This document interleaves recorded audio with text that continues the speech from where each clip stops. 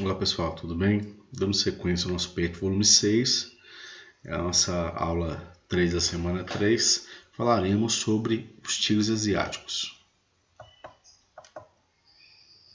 Os tigres asiáticos. Na década de 1980, Singapura, Taiwan, Hong Kong e Coreia do Sul recebiam a denominação de tigres asiáticos.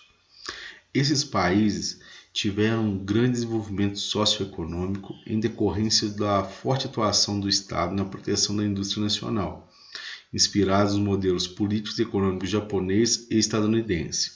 Essa proteção se caracterizou na forma de pesados impostos sobre os produtos importados e na implantação de estratégias para atrair investimentos estrangeiros. Os governos desses países empenharam-se na qualificação da mão de obra, ainda que barata, no incentivo às exportações e na melhoria na distribuição de renda. Indonésia, Malásia, Filipinas, Tailândia e Vietnã se juntaram ao grupo a partir da década de 90, sendo chamado de tigres asiáticos da segunda geração, ou novos tigres asiáticos.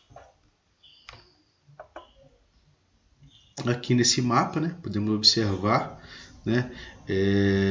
os tigres asiáticos, em lilás inicialmente, depois seria os novos tigres asiáticos aqui, que os países que compuseram a segunda fase aí dos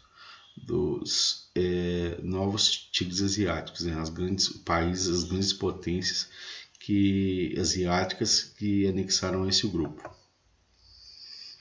Vamos falar um pouquinho sobre cada um deles agora, pessoal. Primeiramente, falarei um pouco sobre Singapura, a cidade-estado de Singapura foi colônia britânica até 1965, quando obteve sua independência, tornando-se membro da Comunidade Britânica das Nações.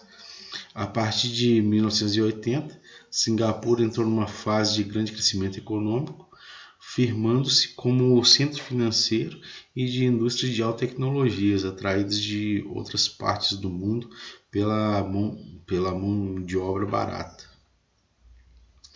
As principais atividades econômicas do país atualmente se concentram nos serviços portuários e bancários, no turismo e nas indústrias químicas e de equipamentos eletroeletrônicos. A maior maioria da população de Singapura é de origem chinesa, cerca de 74,3%. Malaios, indianos, britânicos e japoneses compõem, entre outros, as minorias do país.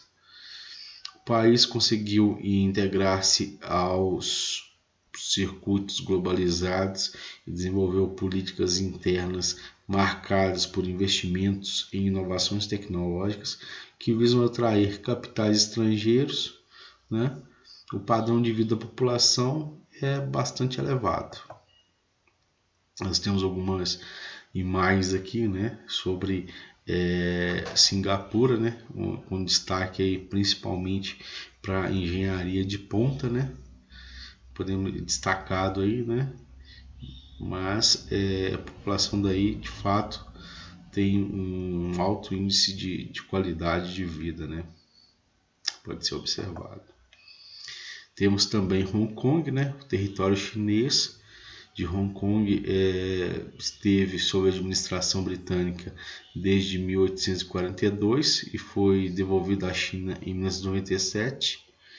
De acordo com as negociações entre os dois governos para sua reintegração ao domínio chinês, Hong Kong deverá manter a estrutura de governo autônoma, ou seja, onde tem total autonomia com seus sistemas econômicos e por pelo menos meio século, não é submetido 100% ao domínio chinês, só a parte territorial. O relevo montanhoso e a escassez de água dificultam o desenvolvimento da agricultura em Hong Kong. A indústria é bastante diversificada e voltada para a exportação, sobretudo de bens de consumo, como roupas, relógios, calculadoras, brinquedos, entre outros. Hong Kong é um dos maiores centros financeiros de serviços do mundo, né? Concentrando grande quantidade de bancos, seguradoras e companhias de exportação e importação. Temos algumas fotos aqui, né, de Hong Kong, né? Podemos ver o número de arranha-céus que tem aí, né? Ou seja, esses prédios gigantescos, né? Aí nós temos aqui como título de reportagem sobre as 5 principais diferenças da vida em Hong Kong e na China, né? Cruzeiro em Hong Kong, a história de Hong Kong, a urbanização na China, Hong Kong parte 1, entre outros aí. A gente tem uma noção de onde seria e como seria Hong Kong. Falaremos agora um pouco sobre Taiwan, né? A presença chinesa em Taiwan data no século XIII, né? No século XVII, os chineses anexaram o arquipélago, que em 1837 passou a ser uma província da China, né? Desde essa época o território é disputado por chineses e japoneses, né? Ambos querem anexar esse território, esse arquipélago de Taiwan ao seu território. Em 1949, a Revolução Socialista na China continental, Taiwan tornou-se um estado à parte, capitalista, com a influência de fugitivos de regimes socialistas, liderados por Chiang Kai-shek, né, que é o presidente deposto da chamada China nacionalista. Tem também a parte da questão da reunificação, né? Atualmente, Taiwan vive as voltas com a questão da reunificação com a China continental, né? O governo taiwanês restabeleceu as comunicações marítimas com a China, liderou o comércio e transporte de passageiro entre algumas de suas ilhas e o continente, mas recusou a proposta chinesa de um país e 2 sistemas, ou seja, de integrar-se à China popular, mantendo seu sistema econômico capitalista. Lá podemos ver, né, a China em verde mais escuro e Taiwan, esse território em verde clarinho aqui. Falando sobre Taiwan, podemos observar aí também as suas tecnologias aí no ramo da engenharia, né? Onde tem um número gigantesco aí, assim, com relação a prédios, né? As construções, iluminações, né? Essas seriam algumas das principais pontos ali turísticos, né, com relação a Taiwan. Temos a Coreia do Sul, né? Coreia do Sul, por causa do relevo montanhoso do seu território, a Coreia do Sul, localizada em uma península, tem uma agricultura pouco desenvolvida, né, cuja produção é insuficiente para o abastecimento da população. A atividade industrial, portanto, é fundamental para a economia do país, com destaque para o setor das telecomunicações e para a produção de automóveis e eletroeletrônicos. O desenvolvimento econômico sul-coreano decorreu do modelo econômico que tornou o país uma plataforma de exploração, como ocorreu nos demais tigres asiáticos. Lembrando que Coreia não tem esse acento aqui, pessoal. Isso aqui foi o corretor aí do computador que colocou esse acento aí.